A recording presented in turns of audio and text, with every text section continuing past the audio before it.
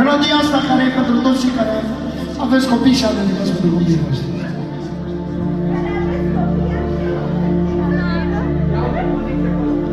Un tată bun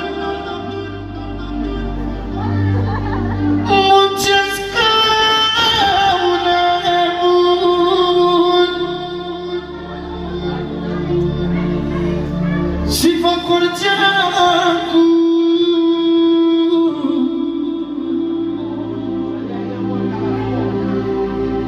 să fac la fată drum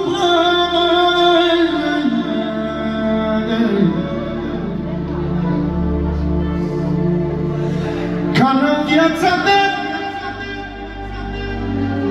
decât să nu spun ea.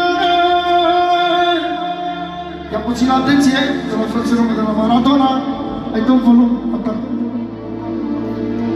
Pentru vorul lui, pentru Marius și fetița lui, pentru Londra. Hai! Dă-mi, Doamne, putere, lungește-mi zilele,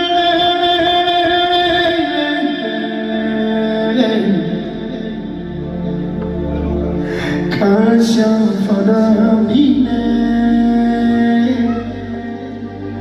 și-ar pierde mințile.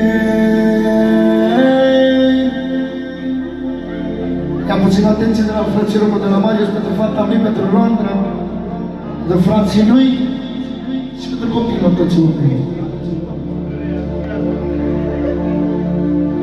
Dă-mi, Doamne, putere, lungește-mi zilele,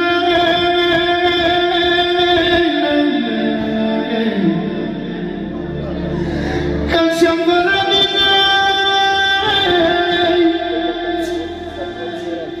și-ar pierde mințile.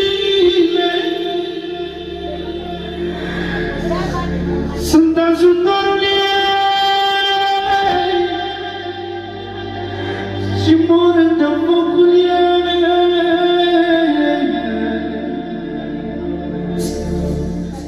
Și când o fi să mor, fă-mă-i ce-i gol. Un tată bun muncesc ca un nebun și fac orice acum.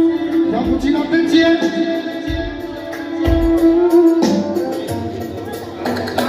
De la Maradona pentru băieții lui, pentru Tănuț, pentru Anasel și Paul.